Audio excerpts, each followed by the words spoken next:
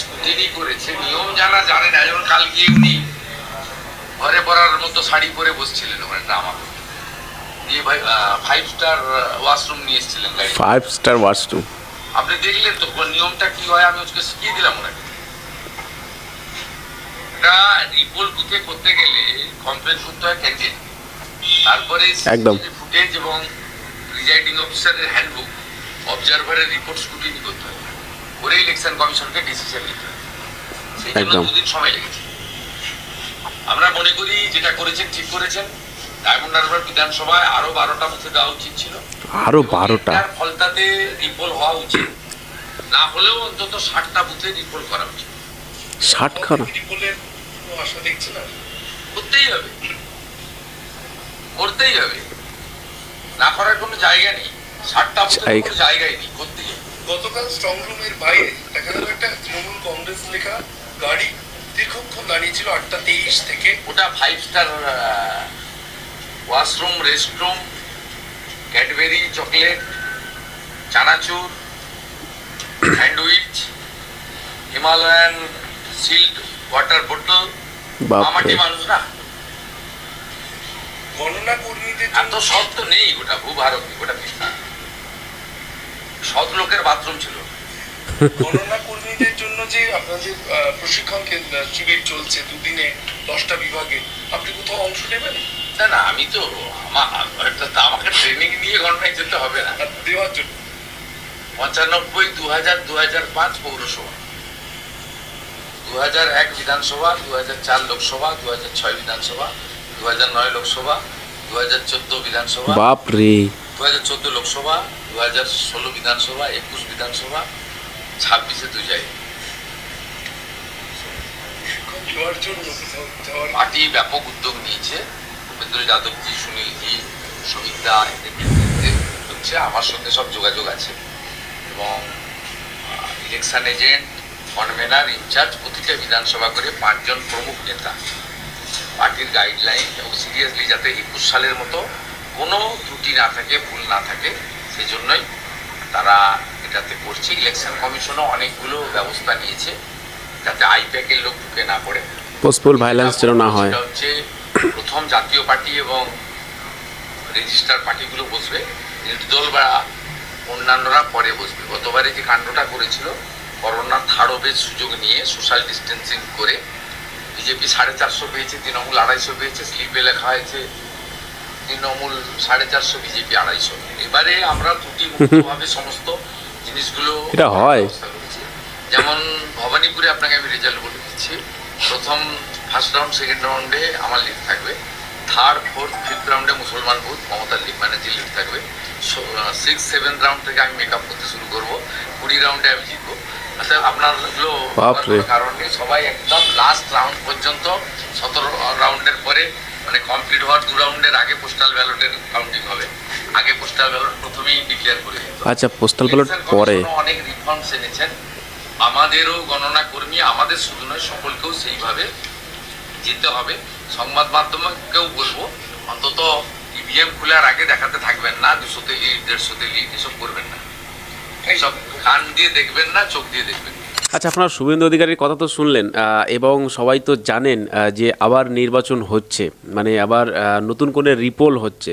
কারণ ডায়মন্ড হারবার এবং ফলতাতে যে ঘটনা ঘটেছে আমরা দেখেছি, যে সেখানে রীতিমতো ইভিএম মেশিনগুলোকে কিন্তু ভাই পুরো সিল করা হয়েছে। মানে ইভিএম মেশিনগুলো বিশেষ করে বিজেপির যে প্রার্থী আছেন বা বিজেপির যে বাটনটি আছে সেই বাটনটিকে পুরো বন্ধ করা হয়েছে, মানে পুরো সিল প্যাক করে দেওয়া হয়েছে যাতে ওই বাটন কেউ প্রেস করতে না পারে। এবং তারপরে জাহাঙ্গীরের নামে যে কথাগুলো আসছে বা জাহাঙ্গীরের বিরুদ্ধে যে অভিযোগগুলো আসছে, সেই অভিযোগগুলো দেখলে খুবই বাজে অভিযোগ। মানে বলা হচ্ছে যে হিন্দুদেরকে, মানে হচ্ছে যারা হিন্দু ভোটার তাদেরকে বাড়ি থেকে বেরোতে দেওয়া হয়নি, ভোট দিতে দেওয়া হয়নি। মানে ভালো করে বুঝুন বিষয়টা, যে হিন্দু ভোটাররা কেউ বাড়ি থেকে বেরোতে পারবে না বা হিন্দু ভোটাররা কেউ ভোট দিতে পারবে না। এবং এই জাহাঙ্গীর জানে বা এই জাহাঙ্গীর জানতো যদি হিন্দু ভোটাররা ভোট দিয়ে দেয় তাহলে সে অবশ্যই বিজেপিকে ভোট দেবে। সেই জন্যই সে কিন্তু হিন্দুদের উপরে রিগিং করেছে এবং হিন্দুদেরকে মারধর করেছে এবং তাদেরকে এমনকি বুথ থেকে বের করে দেওয়া হয়েছে। মানে হয়তো তারা গিয়েছিল ভোট দিতে, যে ভাই ভোট তো সবাই দিতে যাবে, তো হিন্দুরা ভোট দিতে গেছে, তাদেরকে বুথ থেকে মেরে ধরে বের করে দিয়েছে। তাই বুঝতে পারছেন, এরকম ধরনের আরোপ কিন্তু লাগাচ্ছে ওখানকার স্থানীয় বাসিন্দারা এবং স্থানীয় মা বোনেরা। তারা বলছে এই জাহাঙ্গীর বাড়িতে বাড়িতে গিয়ে হুমকি দিয়ে এসছে, বাড়িতে বাড়িতে গিয়ে বলে এসছে যে যদি কেউ ভোট দিতে যায় বা যদি কেউ বিজেপিতে ভোট দেয় তাদের সবকটাকে দেখে নেব, তাদের শ্লীলতাহানি করব এবং তাদের অনেক অনেক বাজে বাজে কথা বলেছে এবং তাদের মান সম্মান নিয়ে টানাটানি হবে। মানে বুঝতে পারছেন যে আজ পশ্চিমবঙ্গের রাজনীতি কত নিচে নেমে গেছে এবং কত জঘন্য হয়ে গেছে। চলুন দেখাচ্ছে আপনাদের সেই ভিডিওটি, যেই ভিডিওতে 30টার বেশিও বুথে কিন্তু ভাই বলা হচ্ছে যে আবার রিপোল হবে। হ্যাঁ একদম, চলুন আমি দেখাচ্ছি এই জাহাঙ্গীর কি করেছে, মানে এই জাহাঙ্গীর ওখানে কিভাবে মানুষের উপরে অত্যাচার করেছে। চলুন আমি সেই ভিডিও দেখাচ্ছি যে ফলতায় মানুষের উপরে কিভাবে অত্যাচার করেছে এই জাহাঙ্গীর এবং সেই ফলতার মানুষগুলো এই জাহাঙ্গীরের বিরুদ্ধে তারা কিন্তু ভাই প্রতিবাদ করছে, তারা কিন্তু রাস্তায় লেবে পড়েছে। ঠিক আছে, মা বোন হিন্দু ছেলেপুলে সবাই কিন্তু লেবে পড়েছে। চলো আমি দেখাচ্ছি আপনাদের একটা ভিডিও ফুটেজ আপনারা দেখলে বুঝতে পারবেন যে আজকে ফলতায় কি ঘটনা ঘটতে চলেছে বা ফলতায় কি ঘটনা ঘটছে এখন। দেখুন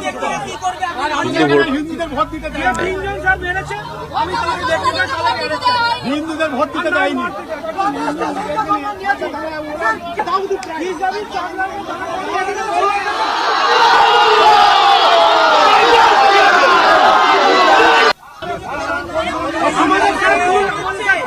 তাহলে আপনারা দেখলেন যে কিভাবে সেখানে ভায়োলেন্স করা হয়েছে বা সেখানে কিভাবে মানুষের উপর অত্যাচার করা হয়েছে, বিশেষ করে হিন্দু ধর্মের মানুষের উপর অত্যাচার করা হয়েছে দেখে দেখে, এবং হিন্দুদেরকে ভোট দিতে মানে দেয়নি, মানে ভোট দিতে বাড়ি থেকে বেরোতে দেয়নি। তো সেই জন্য কিন্তু সেখানে আবার রিপোলের ব্যবস্থা করা হয়েছে এবং সেখানে রিপোলিং হবে, শুধু একটা দুটো না, প্রায় হাতে গুনে 30 থেকে 35টা কিন্তু বুথে সেখানে কিন্তু ভাই রিপোল করা হবে। আর আমরা এই ভিডিও দেখে জানতে পারলাম শুভেন্দু অধিকারী বলছে যে সেখানে কম করে 60খানা বুথে রিপোলিং করা দরকার। তো আমার মনে হয় না যে 60খানা বুথে হবে, তবে এটা নিশ্চিত যে 30-35টা থেকে 40টা বুথে অবশ্যই রিপোলিং হবে।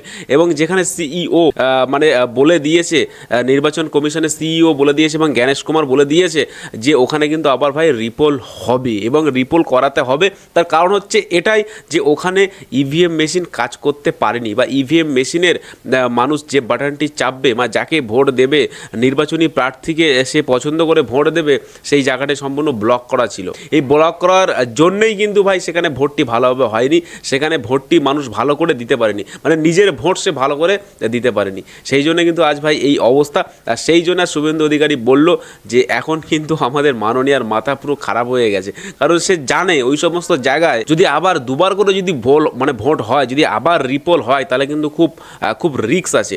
কারণ জাহাঙ্গীর তো সেখানে আর নেই, মানে জাহাঙ্গীর সেখানে কোনো ক্ষমতা দেখাতে পারবে না, যা দেখিয়েছে ভোটের দিন দেখিয়েছে। কিন্তু এখন যদি আবার রিপোল হয় তাহলে কিন্তু ওখানে কোনো রকমের কারচুপি বা কোনো রকমের চিটিংবাজি, চোর জোচ্চুরি বাটপারি এসব খাটবে না। মানে জাহাঙ্গীরের চুরি করা বা জাহাঙ্গীরের এই যে বাটপারি করা এসব চলবে না। সত্যি জাহাঙ্গীর একটা এমন ক্যারেক্টার ভাই, মানে খুব বাজে এবং থার্ড ক্লাস। কিন্তু আবার এটা কিন্তু আবার টিএমসি খুব কাছের লোক, মানে আমাদের অভিষেকদার মানে পুরো একদম কাছের প্রিয় মানুষ হচ্ছে এই জাহাঙ্গীর। আর এই জাহাঙ্গীরকে দিয়েই কিন্তু ভাই এতগুলো র্যাকেট করানো হয়, এই জাহাঙ্গীরকে দিয়েই কিন্তু ভাই ভোট জিতানো হয়, এই জাহাঙ্গীরকে দিয়ে রিগিং করে জেতানো হয় ডায়মন্ড হারবারে। কিন্তু এবারে 2026 সালের বিধানসভায় কিন্তু সেই জিনিসটা আর হতে দেবে না, মানে হয়ে গেছে অলরেডি, কিন্তু হয়ে গেছে, রিগিং করে কিন্তু ভাই ভোট নিয়েছে। কিন্তু তারপরে মানুষ ওখান থেকে অবজেকশন করেছে, ঠিক আছে, বিরোধী পার্টি যারা আছে তারা অবজেকশন করেছে, কারণ যে প্রার্থী থাকবে, বিরোধী প্রার্থী যে থাকবে, সে অবশ্যই অ্যাপিল করতে পারে এবং সে অবশ্যই আবেদন করতে পারে যে আমার এখানে শান্তিপূর্ণভাবে ভোট হয়নি,